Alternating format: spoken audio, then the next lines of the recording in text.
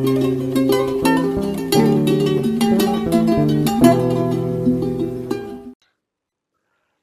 YouTube world, welcome back to another video. तो आज का जो हमारा टॉपिक रहने वाला है वो है बेसिक क्वेश्चंस के ऊपर। बेसिक क्वेश्चन जो 3 इयर्स एक्सपीरियंस में पूछे जाते हैं। अभी बहुत से बंदे ऐसे हैं जो 3+ इयर्स में अपना स्विच कर रहे हैं, तो उनके लिए क्वेश्चन इंपॉर्टेंट रहते हैं। बेसिक क्वेश्चन स्प्रिंग बूट के अंदर पूछे जाते हैं। तो हम आज 2 क्वेश्चन कवर करेंगे, एक तो how spring boot handle logging और दूसरा difference between component, repository and service. ठीक है, स्टार्टिंग इस क्वेश्चन की कहाँ से होती है, पहले स्टार्टिंग पॉइंट समझ लो। अगर वो समझ जाओगे तो ये भी समझ जाओगे कि ये क्वेश्चन तुम्हारे पास आने वाला है।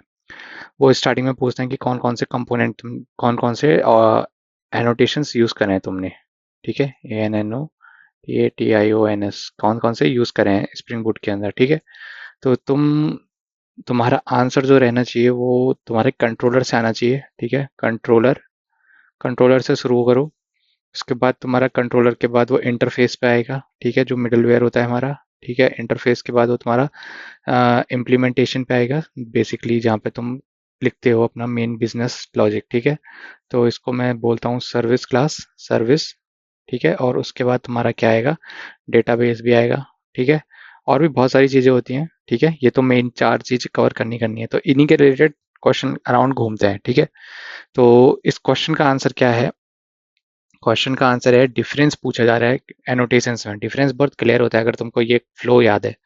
तो कंट्रोलर कहाँ यूज होता है, sorry, at the rate component जो होता है ना, अगर ये कहीं पे किसी क्लास के ऊपर लिखा हुआ है तो उसका मतलब है कि उस क्लास की बीन बनने वाली है और ऑटो कॉन्फ़िगरेशन होगा उसमें। मतलब स्प्रिंग बूट हमारे लिए खुद उसको बनाएगा, at the rate auto config होगी वो। ठीक है, स्प्रिंग बूट का ये फीचर भी है।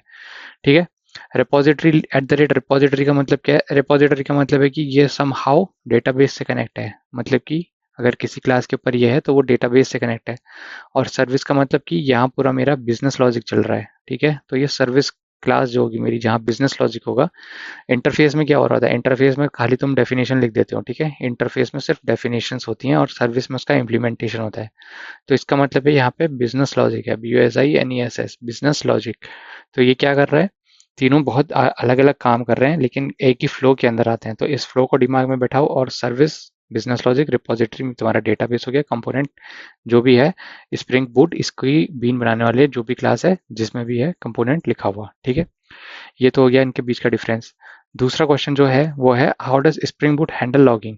लॉगिंग के बहुत ज़्यादा एस्पेक्ट होते हैं। हमने इसके ऊपर एक पहले भी वीडियो बनाया हुआ था जो कि 5 to 8 years ऑफ एक्सपीरियंस के लिए था। उसमें डिटेलिंग थी।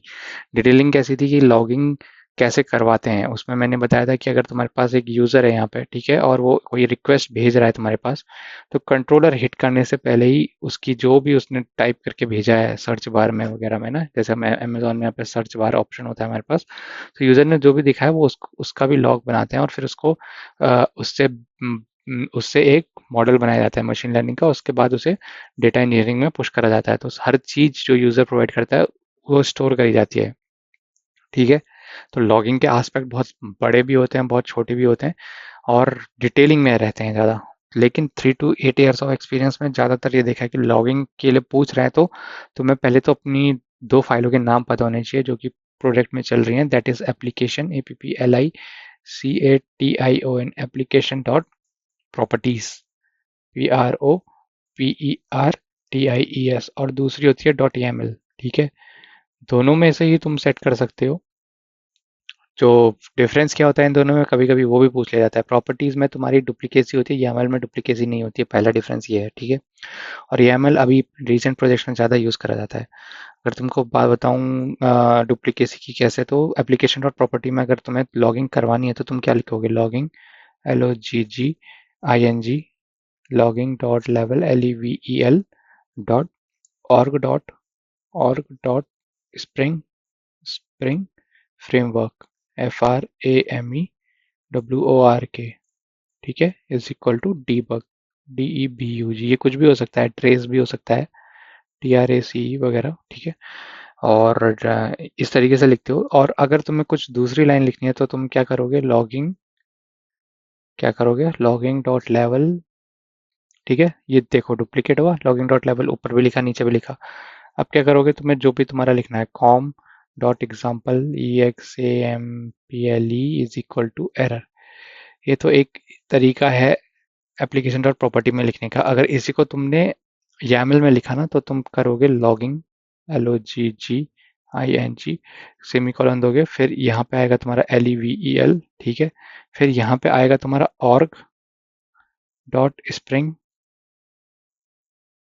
फ्रेमवर्क, ठीक है, इज इक्वल टू डिबग, ठीक। और यहीं से शुरू करोगे कॉम डॉट एग्जाम्पल, एग्जाम्पल। तो ये डुप्लीकेसी ऐसे हटाता है, समझ में आया। ये है YAML का फॉर्मेट, ये है एप्लीकेशन डॉट प्रॉपर्टी का फॉर्मेट। दोनों में अंतर यह है कि लॉगिंग डॉट लेवल एक ही बार आया, देखो यहाँ पे दो दो बार आया है, तो डुप्लीकेसी इस तरीके से ये रिड्यूस करता है, ठीक है। इन चीज़ों को दिमाग में रखना होता है। बेसिक क्वेश्चन में कई बार ऐसे हम ब्लंडर्स करके आते हैं, वो नहीं करने हैं, ठीक है। अच्छे से प्रिपेयर करिए, सितंबर का मंथ चल रहा है, बहुत सारे स्विचिंग के और हायरिंग चल रही हैं, हायरिंग देते रहिए, निराश मत होइए, जॉब मिल जाएगा। अगली वीडियो में मिलेंगे।